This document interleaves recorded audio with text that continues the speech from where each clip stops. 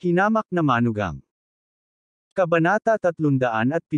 Umiti si Alex Dixon at sinabing, kung tama ang pagkakaalala ko, pinalayas ka kaninang hapon dahil hindi mo binayaran ang iyong pagkain dahil di mo kayang bayaran ito. Hindi ba siya nagbayad ng pagkain niya dito? Tinakpan ni Jiang Shuili ang kanyang bibig at mukhang gulat na gulat, hindi pwede, di ba? Ang mga dumalo sa piging ay mayaman o marangal. Paano pa sila makakabawi sa singil para sa isang pagkain?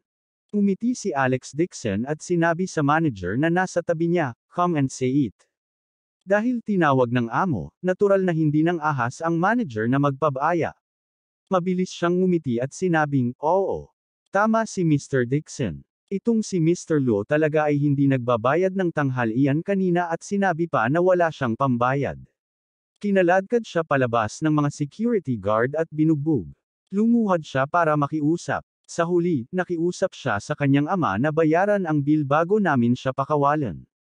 Nang matapos magsalita ang manager, nagkagulo ang buong karamihan. Maging ang ilang babae na sumisigaw kay Lu Yongfeng kanina ay nagpakita ng pagkasuklam. Anong kahihiyan? Napaka-high-end na piging. May mga taong hindi kayang kumain. Naiinis ding sinabi ni Jiang Shuili, hindi man lang kayang magbayad ng pagkain. Sino ang nag-imbita ng ganitong uri ng tao sa piging? Masiglang nag-usap ang mga tao sa paligid at tumingin kay Lu Yongfeng na may mapanuksong mga mata. Namula ang mukha ni Lu Yongfeng at labis siyang napahiya. Sinulyapan niya si Alex Dixon, at nang makita niyang may malabong ngiti sa mukha ni Alex Dixon, agad siyang nagalit dahil sa kahihiyan. Tumalikod siya at sinigawan ang security guard, kailangan ng invitation letter ng mga pumunta dito para sumali. Go and investigate this loser. Tiyak na wala siya. Gayunpaman, hindi gumalaw ang mga security guard. Tiningnan pa siya ng mga ito nang may pangungutya. Boss niya siya. Imbestigahan mo ang puwet ko. Umiti si Alex Dixon at sinabing, pumunta ako sa sarili kong teritoryo para kumain. Anong imbitasyon ang kailangan ko? Pumunta kayo at suriin si Mr. Lu, tingnan kung mayroon siya. Nang matapos siyang magsalita, agad na tumakbo ang ilang security guard sa gilid ni Lu Yongfeng at pinigilan siya. Mr. Lu, ipakita ang iyong invitation letter. Ikaw. Galit na galit si Lu Yongfeng kaya naging berde ang mukha niya. Itong grupo ng mga mabahong security guard, hindi ba nila alam na siya, si Young Master Lu, ay dating shareholder ng Phoenix Restaurant? Talagang hindi sila nakinig sa kanyang mga salita at sa halip ay nakinig sa utos ng isang talunan. Galit niyang inilabas ang invitation letter at ibinato sa security guard. Galit niyang sinigawan si Alex Dixon, huwag mong isipin na maaari kang mag-atrociously dahil sa may masamang pakikitungo sa may-ari ng restaurant. Hahanapin kita sooner or later. Pagdating ng oras, lumuhad ka at humingi ng awa, at parurusahan, kita ng kamatayan. Hindi ito itinanggi ni Alex Dixon.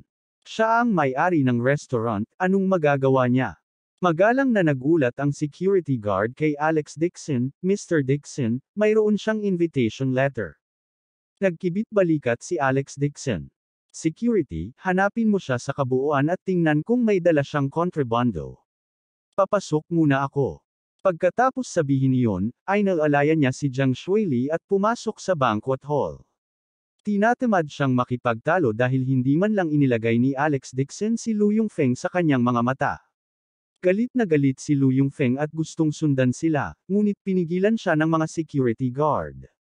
Sumigaw siya, anong ginagawa mo? Sabi ng kapitan ng security guard na may peking ngiti, inutusan ako ni Mr. Dixon na usisiin ang katawan mo. Galit na galit si Lu Yongfeng. You dare. Kilala ko ang may-ari ng hotel. Naniniwala ka ba na kaya kitang ipapatanggal sa kanya? Hehe. Hanapin mo. Ang presidente ng seguridad ay hinamak. Nasa harapan niya ngayon lang si President Dixon, at hindi man lang siya kilala nitong si Lu. Anong tanga? Natural na ayaw ni Lu Yongfeng na hanapin sa harap ng lahat. Gayunpaman, ang ilang mga security guard ay nakinig lamang sa mga utos ni Alex Dixon at pinalibutan siya, na nagpagalit sa kanya na siya ay halos patay. Nang sila ay nasa isang deadlock, isang grupo ng mga tao ang pumasok mula sa pintuan. Nakapaligid sa kanila ang isang dosenang bodyguard, na lumikha ng malaking kaguluhan. Itinaas ni Lu Yongfeng ang kanyang ulo at tumingin. Agad siyang sumigaw na para bang nakakita ng straw na nagal iligtas ng buhay. Tai, sabihin mo sa mga taong ito na mawala. Ang kanyang ama, si Lu Dinghai, ay nagkataong kabilang sa grupo ng mga taong pumasok. Si Lu Dinghai ay nakatayo sa gilid ng karamihan, kasama ang ilang malalaking putok. Nang bigla niyang makitang hinarang ng mga security guard ang kanyang anak, dumilim ang mukha nito. Napatingin ang mga security guard. Sa kahangahangang paraan pa lang ng iilang taong ito, alam na nila na napakabigat nila. Hindi sila nang ahas na pigilan sila, kaya hinayaan lang nilang makasagasa si Lu Yongfeng. Tumingin si Lu Dinghai sa mga security guard na may madilim na mukha, pagkatapos ay tumingin sa kanyang anak at nagtanong, ano ang ginawa nila sa iyo? Galit na sinabi ni Lu Yongfeng, Tai, kailangan mo akong ipaghiganti. Kanina lang, may tall-onan na nakipagsabwatan sa may-ari ng hotel. Hinayaan niya talaga akong hulihin ng mga security guard na ito at mawala sa harap ng lahat. Kaagad, naging pangit ang ekspresyon ni Lu Dinghai. Kakakilala lang niya kay President Zhao mula sa Haicheng Group Company sa pasukan. Agad naman itong lumapit sa kanya at nambobola. Sinamahan niya ang ilang malalaking shot na ito. Casual na nakipag-chat sa kanya si Pangulong Zhao, at biglang naramdaman ni Lu Dinghai ang pagmamalaki sa kanyang sarili. Hindi niya akalain na lalaitin ang kanyang anak sa main hall. Pinahiya niya ang pamilya Lu, at pinahiya pa niya ang pamilya Lu sa harap ni Pangulong Zhao. Hindi kayang lunukan ni Lu Dinghai ang kanyang galit kahit anong sabihin niya. Pagpasok ni President Zhao, agad siyang pinalibutan ng mga tao. Pumasok siya sa main hall at hindi man lang tumingin kay Lu Dinghai. Tumayo si Lu Dinghai sa bulwagan at nagtanong sa malalim na boses, sino ang batang ito? Kinagat ni Lu Yongfeng ang kanyang mga ngipin. His name is Alex Dixon. He is matrilocal son-in-law from the Lewis family of Jinling. He is usually a wimp. I don't know what method he used today to sneak into the banquet. Dad, you should in at ayusin mo ang score sa kanya ngayon din. Maghiganti ka para sa akin. Malamig nang umuso si Lu Dinghai at sinabi sa kanyang anak, kumalma ka muna. Nandito si President Zhao. Nakausap ko lang si President Zhao. May intensyon si President Zhao na makipag-jade business sa atin. Kung makukuha natin ang pagkakataong ito, gagawin ng ating pamilyang Lu, maaari kang gumawa ng meteoric na pagtaas. Dapat mong subukang mag-iwan ng magandang impresyon kay Pangulong Zhao. Tungkol sa talo ng ito, tuturuan ko siya ng leksyon. Itay, gusto ba talaga ni Pangulong Zhao na makipagtulungan sa atin? Natuwa si Lu Yongfeng. Iyon ay si President Zhao mula sa Haicheng Group Company. Bagamat ito ay isang bagong tatag na kumpanya, ito ay malakas at kasangkot sa maraming larangan ng medisina, antigo, at jade. Sinabi na ni President Zhao ay isang acting director lamang, at ang tunay na direktor sa likod ng mga eksena ay isang malaking shot sa Jing City. Ang bagong tatag na Haicheng Group Company ay ang pinakamainam na oras upang mag-recruit ng mga kasosyo mula sa lahat ng antas ng pamumuhay. Kung makukuha nila ang kasunduan sa kooperasyon ng Haicheng Group Company, hindi magiging matagumpay ang Lu family, ngunit sila rin ang magiging senior client ng kumpanya. Baka makontak pa nila ang big shot behind the scenes. Taimtim na sinabi ni Lu Yongfeng sa kanyang ama, Tatay, tiyak na gaganap ako ng mahusay at gagawin kong maganda ang impresyon ni Pangulong Zhao sa pamilya Lu. Tumango si Lu Dinghai bilang kasiyahan. Hindi siya nagdalawang isip na gumastos ng 1,000,000 yuan para magkaroon ng magandang relasyon kay Pangulong Zhao. Sumiksik siya sa piging para lang magkaroon ng magandang relasyon sa kanyang ama. Dinala niya rin dito ang anak niya para may makilala. Hindi ito isang malaking bagay sa pamilyang Lu ng lungsod ng Jing, ngunit kung makakasama niya si Pangulong Zhao at makakatulong sa pamilyang Lu, maaari niyang makuha ang mabuting panig ng 4 na mataas na pamilya at ipagan ang kanyang sarili mula sa nauri. Tungkol naman kay Alex Dixon, nag-isip sandali si Lu Dinghai at tinawag ang kanilang bodyguard. Ilang salita ang ibinulong niya sa kanila. Kabanata 308. Sa banquet hall, naroon ang lahat ng uri ng mga kilalang tao at lahat ng uri ng mga hiyas at alahas. Tumayo si Alex Dixon sa sulok kasama si Zhang Shuili. Noong una ay gusto niyang tulungan itong i-massage ang kanyang tuhod, ngunit talagang hindi siya hinayaan ni Jiang Shuili na hawakan siya. Kaya lang niyang sumuko. Sa sandaling ito, biglang nagkagulo ang mga tao sa banquet hall. Nandito na si President Zhao mula sa Haicheng Group Company. Ang mga tao ay sumugod patungo sa pasukan, nag-aagawan upang masaksihan ang nangyayari. Tumangala din si Alex Dixon. Hindi pa niya nakita ang bagong direktor ng kanyang kumpanya. Gayunpaman, napakaraming tao ang naghihintay sa pintuan. Nakatayo siya sa malayo at hindi siya makakita ng malinaw. Nakita siya ni Jiang Shuili na sabik na naghihintay at nakangiting sinabi, "Bakit? Gusto mo rin bang makilala si Pangulong Zhao?" "Ah, oo." Patawang sabi ni Alex Dixon, "Kilala mo siya?" Umiti ng matamis si Jiang Shuili. Siyempre. Bagamat ang Haicheng Group Company ay kakatatag pa lang, kahit na ilang malalaking shot sa East at West Three Realms ay magalang dito at gusto pa ring makipagtulungan dito. Napansin din ng kapatid ko ang Haicheng Group Company, at nagnanais siya, na personal na tretuhin ang boss ng kumpanya sa isang pagkain para makita kung may pagkakataon na makipagtulungan. Tumingin sa kanya si Alex Dixon at sinabing, "You don't have to be so polite. Kung gusto ng kapatid mo na makipagtulungan, hilingin mo lang na puntahan mo ako." Ha! Si Jiang Shuili ay natigilan at naisip na siya ay nagbibiro. Agad siyang tumawa at sinabing, "Sige, pupunta ako at hahanapin ka." Nadama niya na si Alex Dixon ay mainit ang loob at gustong tumulong sa paghahanap ng isang tao. Hindi niya isinasapuso ang mga salita nito. Paanong ang isang malaking shot na tulad ni Pangulong Zhao ay isang taong madaling makontak ni Alex Dixon? Kahit na ito ay ang Jiang family, sila ay personal na tumawag sa Haicheng Group Company ng 2 beses, ngunit ang kabilang panig ay magalang pa ring tumanggi at ayaw makipagtulungan. Napakaraming tao sa pinto. Hindi nakita ni Alex Dixon si Pangulong Zhao, kaya agad siyang sumugod. Gusto niyang makilala si President Zhao, ngunit nang siya ay hahakbang pasulong, bigla niyang natagpuan ang kanyang asawa na si Jane Lewes. Si Jane Lewes ay nakasuot ng puting evening gown na nakalabas sa likod. Nakatali ang kanyang buhok at may nakasabit na pearl necklace sa kanyang slender neck. Para siyang namumulaklak na orchid. Siya ay matikas at kaakit-akit at lalo na nakamamangha. Maging si Alex Dixon ay hindi napigil ang mapalunok nang makita siya. Ang kanyang asawa pa rin ang pinakamaganda. Si Zhang Faang ay nasa tabi ni Jane Lewes, at silang dalawa ay naghihintay din sa pintuan. Sa oras na ito, nakita ni Zhang Faang si Alex Dixon at agad na hinatak ang mahabang mukha at pinagalitan siya sa mahinang boses. "Bakit ka nandito? Di ba sabi ko wag kang sumama? Nakakahiya." Tumingon si Jane Lewes at nakita rin si Alex Dixon. Magsasalita na sana siya nang bigla niyang nakita si Jiang Shuili na nakahawak sa kanya.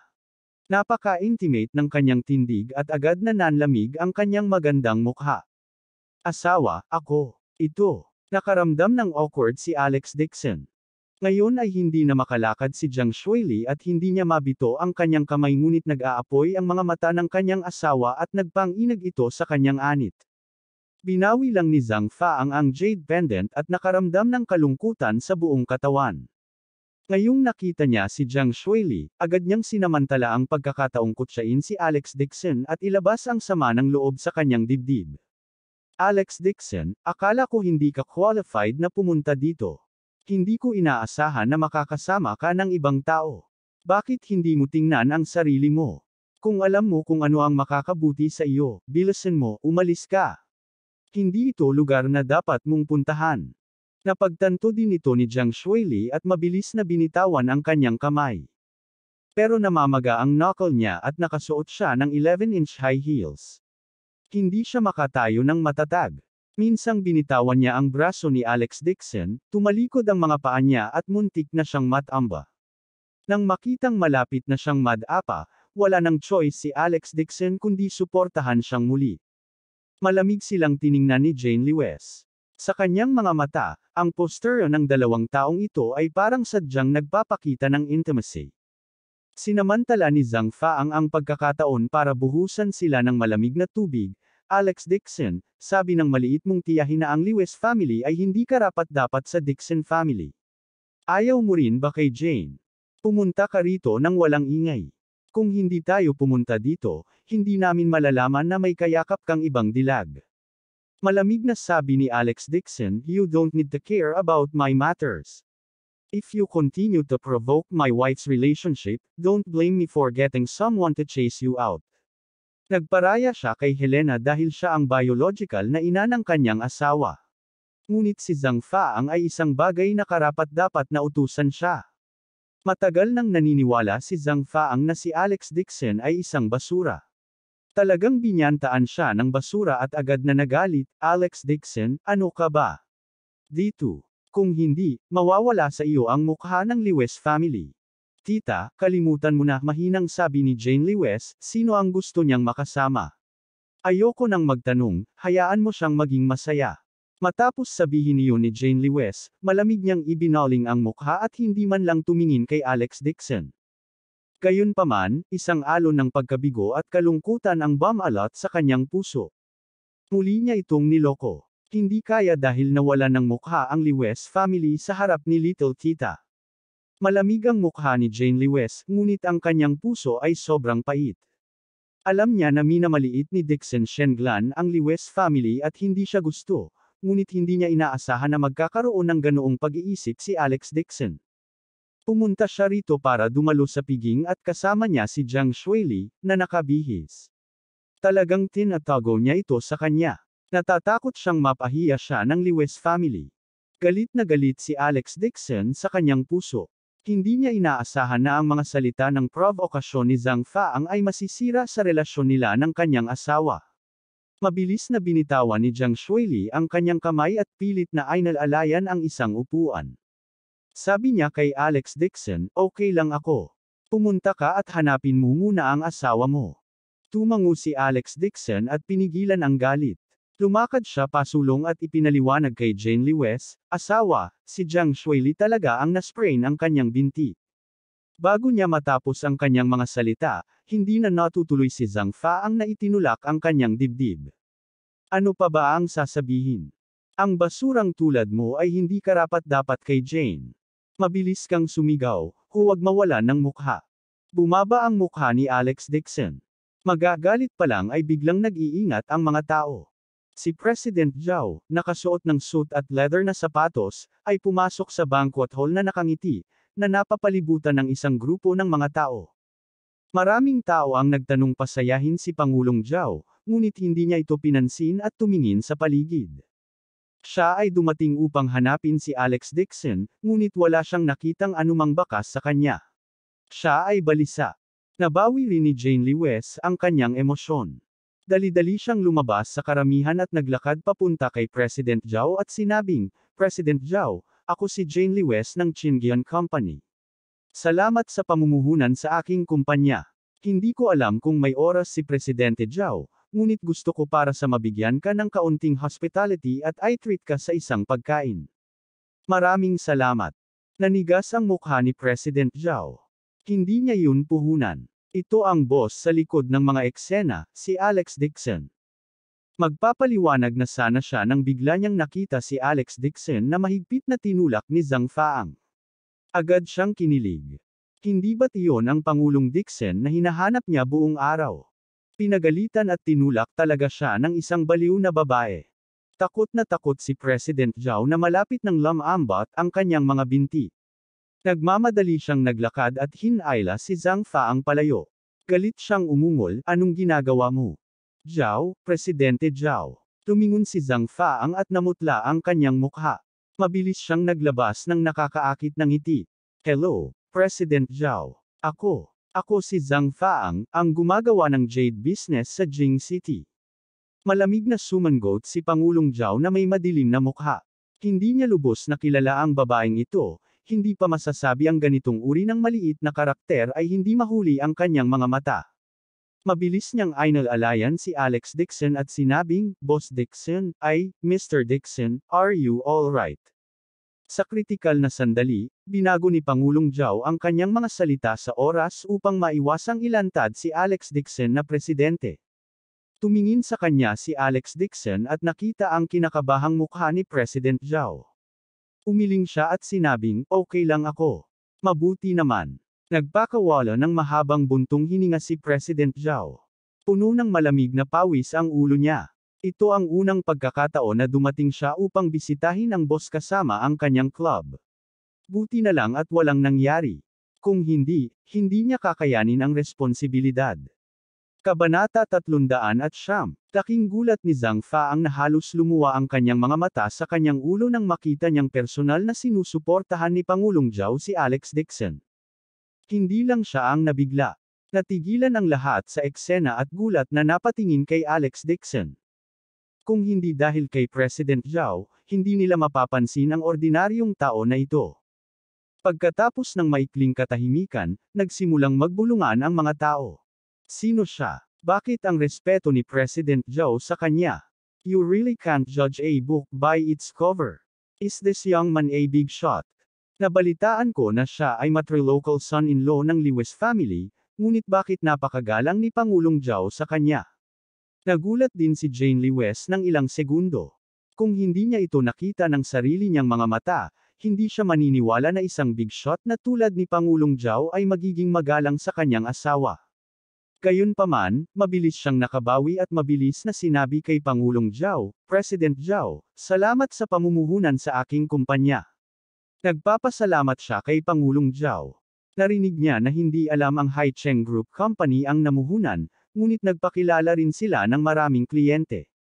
Biglang naging hindi natural ang ekspresyon ni President Zhao. Hindi ito ang kanyang puhunan, ngunit ang pagtuturo ni Alex Dixon. Hindi siya nang ahas na mag-claim ng credit, kaya mabilis siyang ngumiti at sinabing, Miss Lewis, actually, may mga tao, may mga taong humiling sa aming kumpanya na mamuhunan.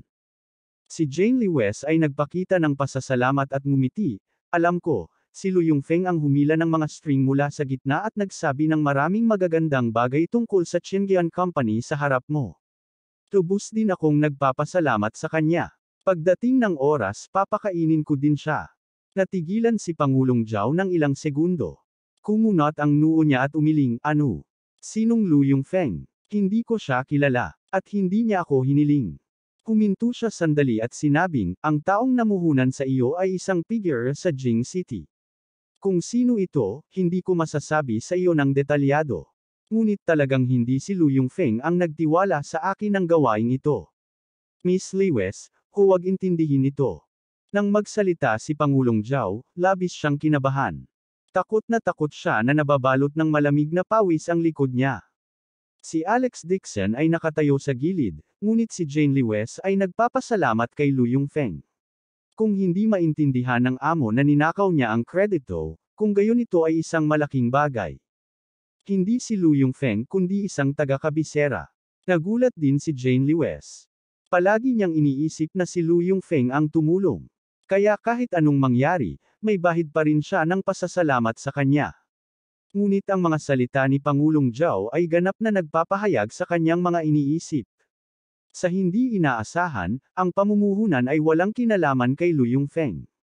Sa halip, may kinalaman ito sa isang misteryosong figure sa kabisera.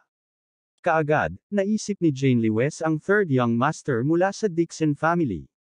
Binigyan ni third young master si Old Lady Lewis ng isang mapagbigay na regalo sa kanyang birthday banquet. Siya lamang ang may ganoong kalaking yaman at kapangyarihan upang hikayatin ang Haicheng Group Company na mamuhunan sa kanyang kumpanya. May halong damdamin si Jane Lewis. Gusto niyang iwasan ang third young master sa lahat ng oras kung sakaling mali siya ng pagkakaintindi ni Alex Dixon. Hindi niya inaasahan na muli siyang tutulungan nito. Sinulyapan niya si Alex Dixon, natatakot na baka may maisip siya. Gayunpaman, ang kalmadong ekspresyon ni Alex Dixon ay lihim na nakahinga ng maluwag si Jane Lewis. Kasabay nito, nagpasya siyang hanapin si third young master para ipaliwanag ang sitwasyon at hiling sa kanya na huwag na siyang tulungang muli. Pumunta ka at alamin kung sino ang Lu Yongfeng na ito. Pangit ang ekspresyon ni President Zhao habang inutusan ang kanyang assistant. Ito ay katawa-tawa. Talagang naglakas loob siyang nakawin ang kredito ni Pangulong Dixon at muntik na siyang sisihin. Sa sandaling ito, si Lu Dinghay ay sumilip mula sa karamihan, humihingal, at nakangiting sinabi kay Pangulong Zhao, ngayon lang, pinangasiwaan ko ang kanilang sari-saring usapan ng aking anak, si Lu Yongfeng. Nahuli ako ng isang hakbang tungkol sa pakikipagtulungan sa Jade na yon. Lu Yongfeng. Agad siyang pinutol ni Pangulong Zhao nang walang pakundangan. Matalim ang kanyang mga mata. Anak mo si Lu Yongfeng. Tama, anak ko siya. Natuwa si Lu Dinghai. Hindi niya inaasahan na makikilala ni Pangulong Zhao ang kanyang anak. Parang sumikat ang anak niya sa piging na ito. Agad na nagalit si President Zhao. Malamig siyang humagulgol at sinabing, Lu Dinghai, tinuruan mo talaga ang isang mabuting anak. Naisip ni Lu Dinghai na pinupuri siya ni Pangulong Zhao, at labis niyang ipinagmamalaki ang kanyang sarili. Sabi niya, palagi akong pinaghihinalaan ang anak ko noong bata pa siya. Hindi ako nag-effort para sa kanya, pero namana niya ang napakahusay na genes ng aming pamilyang Lu, at maganda ang isipan niya sa negosyo. Hinahangaan ng anak ko si Presidente Zhao, at espesyal na inihanda niya ang isang seremonya ng pagpara sa iyo. Pupunta ako doon sa lalong madaling panahon. Sana ay makapagbigay si President Zhao ng higit pang gabay sa hinaharap. Promotion sa mukha mo. Hindi na nakayanan ni President Zhao at galit na sumigaw, hindi karapat-dapat na magpakita sa harap ko ang gayong hamak na tao. Mas imposible para sa kanya na makipagtulungan sa Haicheng Group Company. Pinupuri ni Lu Dinghai ang kanyang anak nang bigla itong pag-alitan ni President Zhao.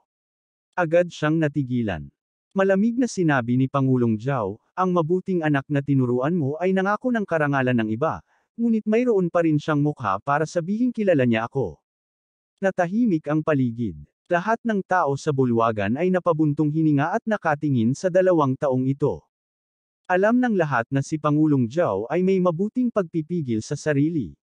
Ngayon, ang pamilya Lu ay nag-udyok kay Pangulong Zhao sa ganoong lawak. Walang nakakaalam kung ano ang ginawa ng mag-ama sa likuran niya. Sa sobrang takot ni Lu Dinghai, napawisan siya ng malamig. Mapatla ang kanyang mukha, ngunit nagawa niyang manatiling kalmado at sinabing, President Zhao, kung nasaktan ka man ng anak ko sa anumang paraan, hihingi ako ng tawad sa iyo sa ngalan niya. Posibleng huminahon, Presidente Zhao. Walang silbi ang paghingi ng tawad. Hilingin sa kanya na umalis dito at huwag magpakita sa harapan ko mula ngayon. Habang nagsasalita si President Zhao, bigla siyang may naisip at malamig na nag-utos, tawagan mo ang iyong anak. Hilingin sa kanya na humingi ng tawad kay Mr. Dixon sa harap ng lahat. Mr. Dixon, Alex Dixon. Lalong naguluhan si Lu Dinghai, tumutulo ang malamig na pawis sa kanyang noo. Napansin din niya si Alex Dixon sa tabi niya. Hindi ba ito ang talo? Ngayon pa lang, pinahiya ng talunan na ito ang kanyang anak sa harap ng lahat. Binalak niyang iganti ang talunan na ito para sa kanyang anak. Bakit biglang niyakap ng talunang ito ang binti ni President Zhao sa isang kisap mata? Pinilit ni Lu Dinghai na pakalmayan ang sarili at nakangiting sinabi, President Zhao. Siguradong mali ang pagkakaintindi mo. Itong Alex Dixon na ito ay ang hamak na tao. Siya ay may ilang malilim na pakikitungo sa may-ari ng hotel. Hindi lang pinagbabayad niya ng labis ang aking anak, mataas na presyo ng pagkain niya, pero pagkatapos tumanggi ang anak ko. Nakahanap pa siya ng bubugbog sa anak ko, at ngayon lang, siniraan pa niya ang anak ko. Kunin mo na ang security para itaboy ang anak ko. Siya ang bulok, dito wag mo siyang lokohin. Natakot si President Zhao nang marinig niyang tinawag niya si Alex Dixon na isang scum sa harap ng lahat. Agad siyang umungol, shut up. Sorry to Mr. Dixon now. Nakabawi na si Jane Lewes mula sa kanyang pagkakabigla. Hindi niya inaasahan na may ibang mamumuhunan. Kinasusuklaman din niya si Lu Yongfeng. Malamig niyang sinabi, Uncle Lu, nagpanggap ang anak mo bilang ibang tao. Sinabi niya na namuhunan si President Zhao sa Chingian Company dahil sa kanya, pero sa totoo lang, hindi. Ano? Natigilan si Lu Dinghai. Puno ng malamig na pawis ang kanyang noo. Tumingin siya kay Pangulong Zhao, na ang mukha ay mapula, at isang malakas na tunog ang nagmula sa kanyang ulo. Itong unfilial na anak, talagang may ginawa siyang hindi magandang bagay sa likod niya. Gusto talaga ni Lu Dinghai na mahawakan niya si Lu Yongfeng at masampal siya ng higit sa 100 beses. Hindi naging madali para sa kanya na makita si President Zhao, ngunit talagang ginulo siya ng hindi matapat na anak na ito. Ang lahat ng ito ay dahil ang walang kapantay na anak na ito ay gustong ipakita ang kanyang mukha. Nang mapuno ng bulungan ang bulwagan, biglang umalangaw ang tunog ng isang magandang biolin. Ang mga tao sa pinto ay naghiwalay sa dalawang panig. Hawak ni Lu Yongfeng ang isang bouquet ng matingkad na rosas sa kanyang kamay at naglakad papasok na may malalaking hakbang na may ngiti sa kanyang mukha. Nasa likod niya ang mahigit 100 bodyguard. Sila ay nagtulak ng 10 kariton ng napakahirap, at bawat kariton ay may mamahaling hilaw na batong jade. Kabanata 310. Walang alam si Lu Yongfeng tungkol sa nangyari sa banquet hall. Naglakad siya pasulong na may ngiti sa kanyang mukha at inilahad ang kanyang kamay kay Pangulong Zhao. Hello, President Zhao. Anak ako ni Lu Dinghai. Matagal ko nang narinig ang mga ginawa mo mula sa aking ama. Matagal na akong naghihintay na makita ka. Sumimangot si President Zhao at hindi man lang inabot ang kanyang kamay. Walang pakialam si Lu Yongfeng at ngumiti. Nabalitaan ko na gusto ni President Zhao ang mga jade. Dahil nandito ka ngayon, naghanda ako ng regalo para sa iyo. Sana magustuhan ito ni President Zhao. Habang nagsasalita siya, tinuro niya ang likod niya. Itong 10 top-grade jade stones ay ang mga regalong inihanda ko para kay President Zhao. Siguro kung ito ay akno sa mga mata ni President Zhao. Nang matapos siyang magsalita, bumuntong hininga na lang siya sa banquet hall. Maraming tao ang nagulat. Talagang mapagbigay ang young Master Lu na ito. Ang mga bato na nakalagay sa kariton ay mukhang ordinaryo sa labas. Gayunpaman, masasabi ng isang dalubhasa sa isang tingin na ang mga ito ay lahat ng pinakamataas na kalidad na mga hilaw na bato. Bukod dito, ang bawat hilaw na bato ay may bukas na bintana, na nagpapakita ng isang kumikinang at jade-berding jade na parang halaya. Ang presyo ng 10 hilaw na batong ito na idinagdag ay hindi bababa sa 100 milyon. Ang buong banquet hall ay napuno ng pagkamangha. Maging si President Zhao ay natigilan. Hindi niya inaasahan na ang pamilya Lu ay magbibigay ng ganitong kagandang regalo. Sa ilalim ng mga tingin ng lahat, nasisiyahan si Lu Yongfeng sa kanyang sarili. Narinig niya na mahilig mag-aral ng mga artifact ng jade si Pangulong Zhao. Upang makuha ang magandang impresyon ni Pangulong Zhao, maaari rin siyang magbayad ng malaking halaga at bigyan siya ng 10 jade na hilaw na bato. Anyway, ang mga hilaw na batong ito ay nabili rin sa mababang presyo. May natitira pang higit sa 10 piraso sa bodega. Hanggat may magandang impresyon sa kanila si Pangulong Zhao, matagumpay na makukuha ng pamilya Lu ang kasunduan sa pakikipagtulungan ng jade. Sa hinaharap, kailangan ba nilang mag-alala na hindi na sila kumita ng mas maraming pera? Hindi nakita ni Lu Yongfeng si Alex Dixon sa karamihan. Hiniling niya sa kanyang katulong na itulak ang hilaw na bato, pagkatapos ay tumalikod at taimtim na inilagay ang rosas sa harap ni Jane Lewis. Jane, may ginawa ako na nagpalungkot sa iyo last time. Alam kong mali ako. Hihingi ako ng tawad sa iyo kapag nandoon na ang lahat. I swear to you na hinding-hindi ako gagawa ng anumang bagay na magpapalungkot sa iyo sa hinaharap. Nakatingin pa rin si Jane Lewis sa hilaw na bato nang biglang lumitaw sa harapan niya ang isang malaking bouquet of roses at agad siyang napangiwi. Hinawakan ni Lu Yongfeng ang mga rosas sa kanyang kamay at taos pusong sinabi, Jane, patawarin mo sana ako. Taos puso ako sa iyo. Sa ilalim ng mga titig ng maraming tao, ang mga kamay at paa ni Jane Lewis ay walang magawa at labis na napahiya. Hindi niya inaasahan na si Lu Yongfeng ay talagang hihingi ng tawad sa kanya sa harap ng lahat, at ang kanyang mga salita ay nakakasuka. Hindi ba ito isang hindi pagkakaunawaan? Hindi ba ito ang relasyon niya kay Lu Yongfeng? Saglit na natigilan si Jane Lewis at mabilis na nakabawi. Mahinahon niyang itinulak si Rose at sinabing, Lu Yongfeng, hayaan mo akong magtanong sa iyo. Sinabi mo na ang Haicheng Group Company ay nag-invest sa akin ng 100 milyon, at ikaw ang humila ng mga string. Nang magtanong siya, tumigas ang mukha ni Lu Yongfeng. Nagmamadali siyang tumingin kay Pangulong Zhao at sinabing, Jane, pag-usapan natin ito mamaya. Hindi ngayon. Nag-aapoy ang mga mata ni Jane Lewis. Tumingin siya sa kanya at sinabing, sabi mo ikaw ang humila. Sinabi mo rin na nag-invest si President Zhao sa akin dahil sa iyo. Pero noong tinanong ko si President Zhao ngayon lang, bakit niya sinabi na hindi kanya kilala? Ito. Ang mukha ni Lu Yongfeng ay mapatla, at ang kanyang noo ay natatakpan ng malamig na pawis. Ang bagay na ito ay gawa-gawa niya. Wala siyang alam tungkol kay Pangulong Zhao. Noong naghahapunan siya kasama ang kanyang ama, nag-toast siya kay Pangulong Zhao sa isang grupo ng mga tao. Ngunit napakaraming tao ang sabik kay Pangulong Zhao. Hindi man lang niya maalala kung sino siya. Gulong-gulo ang isip ni Lu Yongfeng at siya ay nasa gulat. Mabilis niyang tiningnan si President Zhao. Ngunit sino si Pangulong Zhao?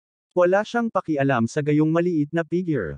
Huminga siya ng malamig at sinabing, Lu Yongfeng, kailan mo ako nakausap tungkol sa pamumuhunan? Lu Yongfeng ay ganap na nalilito.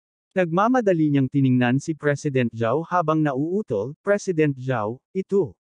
Nabanggit ko na ito sa iyo dati. Malamang nakalimutan mo na yon. Malamig ang mukha ni President Zhao. Diretsyong sabi niya, I never know you, and I don't even know who you are. Tsaka, hindi ako makakakilala ng mga tulad mo na hindi magaling makihalubilo. Ang investment naman, puro gawa-gawa lang. President Zhao, nakalimutan mo na. Noon, sa resto habang kumakain kayo, sinabi ko sa iyo kaso maraming tao iyon.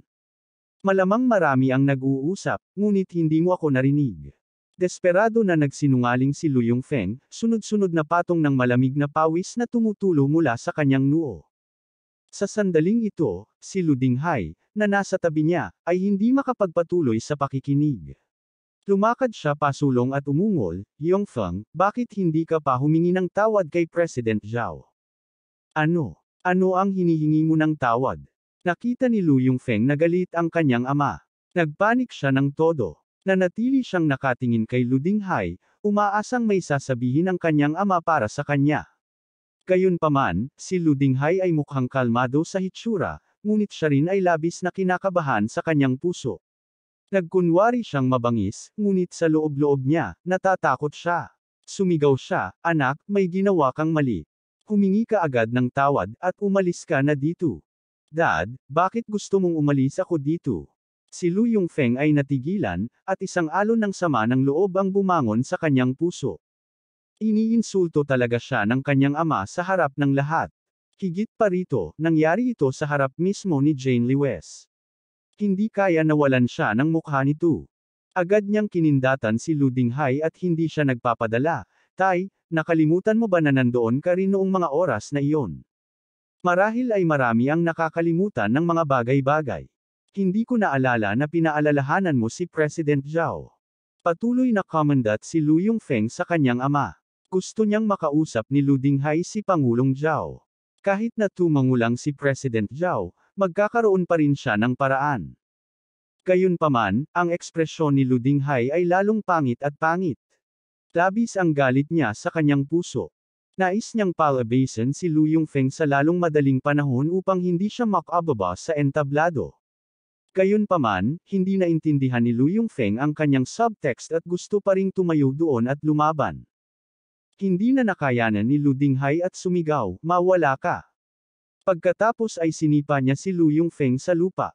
Tumangala siya at inutusan ang kanyang assistant, si Yongfeng ay uminom ng sobra at nagsalita ng walang kapardakan. Paalisin mo siya rito. Tumama ang paa niya sa tiyan ni Lu Yongfeng. Agad niyang tinakpan ang tiyan niya at napaungol. Siya ay sumigaw, na nakadama ng pagkakamali, Tay, hindi ako uminom ng labis. Napakalinis ng ulo ko. Itong tanga. Galit na galit si Lu Dinghai na muntik na siyang suntukin. Humakbang siya at sinipa siya ng malakas sa mukha. Si Lu Yongfeng ay binugbog ng itim at asul ng kanyang ama. Mabilis niyang tinakpan ang ulo niya at nagtago. Anak na walang kwenta. Namumula ang mukha ni Lu Dinghai. Itinaas niya ang paa na nakasuot ng malalaking leather na sapatos at sumipa ng 7 o 8 beses. Natigil lang siya ng sipain si Lu Yongfeng hanggang sa sumisigaw siya at nakahiga sa lupa, hindi na nang ahas na lumaban pa. Tumayo si Alex Dixon sa karamihan at pinanood si Lu Yongfeng na binugbog ng malamig. Sa sandaling ito, tumunog ang kanyang telepono. Nang makita niyang si Uncle Lee ang tumatawag, sinagot ni Alex Dixon ang tawag. Iniulat ni Uncle Lee sa kanya, Boss Lin, may ilang taong palihim na naglipat ng hilaw na bato sa bakuran ng villa. Ano sa palagay mo ang dapat nating gawin dito? Dapat ba nating hulihin? Kumunot ang noo ni Alex Dixon. Ano ang nangyayari? Sa mga kakayahan ni Uncle Lee, ang paghuli sa kanilang mga taong ito ay magiging isang piraso ng cake. Ngunit saglit siyang nag-isip, sumulyap kay Lu Yongfeng, at sinabi ng hindi pinipigilan ang isang talukap ng mata, maghintay hanggang sa alisin nila ang hilaw na bato, pagkatapos ay hulihin ang mga taong ito at tanungin sila. Huwag mo silang alertuhan. Oo. Magalang na tumango si Uncle Lee at ibinaba ang telepono. Tumangala si Alex Dixon at nakita na si Lu Yongfeng ay sinipa sa lupa ng kanyang ama. Namamaga ang kalahati ng mukha niya, at hindi na siya kasing gwapo at cool na gaya ng dati. Hiyang-hiya ang itsura niya. Kabanata 311. Natanggal ang kanyang nosebleed at tumulo ang maduming dugo sa mamahaling puting western na damit. Ang kanyang buong katawan ay natatakpan ng itim at kulay abong piraso. Sa sobrang takot ay napaupo siya sa lupa at patuloy na napaungol. Dad, please don't hit me. Kapag sinaktan mo ulit ako, mamamatay ako. Sinipa siya ni Lu Dinghai ng ilang beses bago tumigil sa galit. Kung hindi lang magkamukha ang mag-ama, maghay-hinala pa siya na mababa ang IQ nitong tanggang ito. Sariling binhi ba talaga yun? Sa ilalim ng mga tagubili ni Lu Dinghai, kinaladkad ng ilang katulong si Lu Yongfeng palabas. Nakahinga ng maluwag si Lu Dinghai, tumalikod, at ngumiti ng paumanhin kay Pangulong Zhao. President Zhao, lasing ang anak ko. Kalokohan ang sinasabi niya. Nakakahiya talaga. Pagkagising niya mamaya, ako mismo ang maghahatid sa kanya para humingi ng tawad sa iyo, Mr. Dixon, at Miss Lewis. Tay, hindi ako lasing. Hindi talaga ako umiinom. Sigaw ni Lu Yongfeng at nagpumiglas. Kumunot ang mga ugat sa noo ni Lu Dinghai. Nagsisi siya na masyadong magaan ang kanyang sipa. Bakit hindi niya pinaalis ang tanggang ito? Gayunpaman, hanggat hindi naalis si Lu Yongfeng, makakahinga siya ng maluwag pansamantala. Nagkaroon pa rin ng paraan upang ibalik ang mga bagay-bagay. Nang malapit ng kaladkarin si Lu Yongfeng palabas ng banquet hall, may ilang pulis na sumugod sa banquet hall at dumiretso kay Alex Dixon. Tumingin ang pulis kay Alex Dixon at pinag-uusapan. Ikaw si Alex Dixon. Ako naman, anong meron? Bahagyang kumunot ang noo ni Alex Dixon. Malamig na sinabi ng pulis, may tumawag sa pulis, sinabing nagnakaw ka ng jade stone sa pamilya Lu, at nahuli ka ng walang kwenta. Ngayon, gusto mong ibalik para mag-imbestiga. Pagkatapos niyang magsalita, kinuha niya ang kanyang phone at winagaway ang picture sa screen sa harap ni Alex Dixon. Sa larawan, ito ang villa ni Alex Dixon. Sa looban ng villa, may isang bato na kasing laki ng gilingang bato. Walang ekspresyon si Alex Dixon habang nakatingin sa litrato. Paglabas niya ng villa, naalis na ang bato sa looban. At ngayon, halatang walang laman ang hilaw na batong ito. May palihim na nagpalipat nito nang hindi pinapansin ni Uncle Lee. Ano? Ninakaw ni Alex ang hilaw na bato. Laking gulat ni Jane Lewis na halos hindi na siya makapag-isip ng maayos. Ngunit ang mga hilaw na batong ito ay malinaw na kay Alex. Nalinlang sila ni Lu Yongfeng mula sa mga kamay ng aking ina. Ang kanyang mga salita ay parang isang bato na pumukaw ng 1,000 alon, at ang karamihan ay agad na nagbulungan sa isa't isa. Nakaramdam ng awkward si Lu Yongfeng at nagmamadaling nagpaliwanag, Jane, binili ko ang mga hilaw na batong ito sa iyong ina. Nang maglaon, ang isa sa mga ito ay ninakaw ni Alex Dixon, kaya tumawag ako ng pulis. Hindi inaasahan ng pulis na magiging ganito. Tumingin siya kay Lu Yongfeng na nakakunot-noo at sinabing, ikaw ang tumawag ng pulis at sinabing ninakaw ni Alex Dixon ang mga hilaw mong bato. Maaari mo bang ipaliwanag sa akin? Tumawag ka ba ng pulis? Naikuyom ni Jane Lewis ang kanyang mga kamao at nakaramdam ng galit. Malamig ding ngumiti si Alex Dixon. Ito ay talagang isang magnanakaw na tumatawag upang mahuli ang isang magnanakaw. Noong una ay gusto niyang maayos ang usapan ng mapayapa. Upang hindi hayaang gumawa ng malaking kaguluhan si Helena sa bahay, binalak niyang huwag ituloy ang batch na ito ng mga hilaw na bato. Hindi niya inaasahan na talagang may mukha si Lu Yongfeng para tumawag ng pulis at sabihing ninakaw niya ang mga hilaw na bato. Natigilan din si Lu Dinghai. Namula ang kanyang matandang mukha at sumigaw siya sa malalim na boses, Yongfeng, anong nangyayari? Hindi niya inaasahan na bibilhin ni Lu Yongfeng ang hilaw na bato kay Alex Dixon. Pinigilan ni Jane Lewis ang kanyang kahihiyan at sinabing namumula ang mukha, ang batch ng mga hilaw na bato na ito ay kay Alex Dixon. Hindi alam ng nanay ko ang presyo sa merkado. Gumamit si Lu Yongfeng ng 8 milyon para dyan ang aking ina ng mga hilaw na bato. Pagkatapos sabihin niyon, sinabi niya kay Lu Yongfeng, ibalik ang mga hilaw na bato kay Alex Dixon. Hiniling ko sa aking ina na ibalik ang pera sa iyo. Hindi niya alam ang halaga nitong batch ng mga hilaw na bato. Kung 10 milyon ang ibibigay mo sa aking tita bilang refund, ibabalik ko rin sa iyo. Kapag hindi mo ibinalik, babalaan kita tungkol sa pandaraya. Nang matapos siyang magsalita, nagkagulo ang mga tao. Kahit na ang isang hanggal ay malalaman na ang halaga ng batch na ito ng mga hilaw na bato ay hindi bababa sa 100 milyon. Hindi niya inaasahan na kukunin ito ni Lu Yongfeng sa mababang presyo na 8 milyon. Kaagad, maraming tao ang nanunuya sa Lu family. Maging ang mga nakipagnegosyo sa pamilya Lu ay lihim na nag-iingat. Mababang kalidad. Isang malamig na buntong hininga ang pinakawalan ni Zhao at sinabi kay Lu Dinghai, dahil ang pamilya Lu ay hindi tapat, hindi na natin kailangang makipagtulungan sa Pangulo. Ang kanyang mga iniisip ay kasabay ng marami sa mga taong naruroon. Ang negosyo ay tungkol sa katapatan. Para sa isang kumpanya tulad ng Lu family na nanloloko sa iba, iniiwasan ito ng lahat. Agad na nagkagulo ang mga tao. Gusto pa ng ilang tao na wakasan ang kontrata sa pamilya Lu sa lugar, na nagpapakita na hindi na sila nakikipag-ugnayan sa kanila.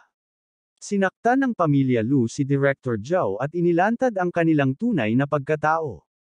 Sino ang maglalakas loob na makipagtulungan sa Lu family? Galit na galit si Lu Dinghai kaya naging berde ang kanyang mukha. Ang reputasyon ng pamilya Lu ay bumagsak ng husto, at nasaktan pa nila si Pangulong Zhao. Kung ang bagay na ito ay kumalat, sino ang maglalakas loob na makipagtulungan sa Lu family sa darating? Hindi na niya napigilan ang kanyang galit. Itinaas niya ang kanyang braso at binigyan si Lu Yongfeng ng isang sampal sa mukha, pinagalitan siya. Anak, lumuhad ka at humingi ng tawad kay Mr. Dixon. Tatay. Ang kalahati ng mukha ni Lu Yongfeng ay namamaga dahil sa pagkakatama. Nagmamadali siyang sumigaw, ako, ginagawa ko rin ito para sa negosyo ng pamilya. Bullshit. Ang industriya ng jade ay nagbigay ng higit na pansin sa kredibilidad. Ang daang taon ng reputasyon ng pamilya Lu sa industriya ay sinira mo. Sa sobrang galit ni Lu Dinghai ay sinipa niya ang binti ni Lu Yongfeng. Flop. Nawalan ng balanse si Lu Yongfeng at napaluhod sa harap ni Alex Dixon. Ngunit kahit nabugbugin siya ng kanyang ama na itim at bughaw, ayaw niyang ibalik ang mineral. Pagkatapos ng lahat, ito ay daan-daang milyong yuan. Isang tanga lang ang magbibigay nito ng libre. Tinakpan ni Lu Yongfeng ang kanyang mukha at itinuwid ang kanyang leeg. Sinabi niya kay Lu Dinghai, Tay, binili ko itong daan-daang milyong hilaw na bato. Bakit ko ibabalik ang mga ito? Ang pamilya Lu ay hindi kumikita ng malaki sa negosyong jade. Walang reputasyon na mas mahalaga kaysa pera. Hindi ako babalik ang perang kinita ng lakas kay Alex Dixon. Galit na galit si Lu Dinghai kaya naging purple ang mukha niya. Tinuro niya si Lu Yongfeng at hindi makapagsalita. Sa sobrang galit niya ay tumibok ang puso niya. Lumakad siya pasulong at ibinaba ang kanyang braso kay Lu Yongfeng. Ilang malakas at malinaw na sampal ang nagpasigaw kay Lu Yongfeng. Gayunpaman, nagngangalit siya ng kanyang mga ngipin at nagpa siya na huwag ibalik ang mga sampal. Sa anumang kaso, si Lu Dinghai ang kanyang ama, kaya walang paraan na siya ay bugbugin hanggang mamatay. Ang reputasyon ng Lu family ay wala. Sa kanyang opinyon, ang pinakamahalagang bagay ay pera. Kapag nabili na niya ang hilaw na batong pang-alahas, magdadala siya ng daan-daang milyong yuan sa ibang bansa. Masarap siyang kumain at uminom. Wala siyang pakialam sa reputasyon ng pamilya Lu sa bansa. Si Xu Fugi, na nakatayo sa karamihan, ay nanunood ng saya. Hindi niya akalain na madadami ang asawa niya. Natigilan siya at biglang galit na nagsalita, Wife, nakatanggap ka ng rebate. Hindi ito maitatanggi ni Zhang Faang. Mabilis siyang nauutol, ako. Nalinlang din ako ni Lu Yongfeng. Hindi ko alam na si Helena ay masyadong tanga. Talagang nalinlang siya sa mabulaklak na salita ni Lu Yongfeng. Nagbenta siya ng ilang daang milyong halaga ng mga hilaw na bato sa kanya sa isang mababang presyo ng 8 milyon. Baliw itong asawa mo. Sa sobrang galit ni Xu Fugi ay itinaas niya ang kanyang palad at sinampal ang mukha ni Zhang Faang. Ang babong babaeng ito, tinutulungan niya ang isang tagalabas. Kung ang mga hilaw na batong ito ay kay Alex Dixon, maaari siyang makakuha ng 1 o 200 milyon kahit anong mangyari. Dahil si Helena ay isang tipikal na supporting demon, siya ay lihim na nagbibigay sa kanya ng pera sa lahat ng mga taon na ito. Hanggat gusto ng kanyang biyenan ang mga hilaw na bato mula sa kanyang manugang, si Alex Dixon ay hindi maglalakas loob na ibigay ang mga ito sa kanya. Kung ang hilaw na batong hiyas ay ibinigay kay Helena, paanong hindi niya ito makukuha? Tiningnan ni Xu Fugi ang hilaw na gemstone, ang kanyang mga mata ay nagiging berde. Malinaw na maaari siyang maging isang mayaman at magkaroon ng daan-daang milyong mga ari-arian, ngunit si Zhang Faang, ang hanggal na asawang ito, ay ibinigay ito sa ibang tao para sa maliit na tubo na 10 milyong. Abangan ang susunod na kabanata.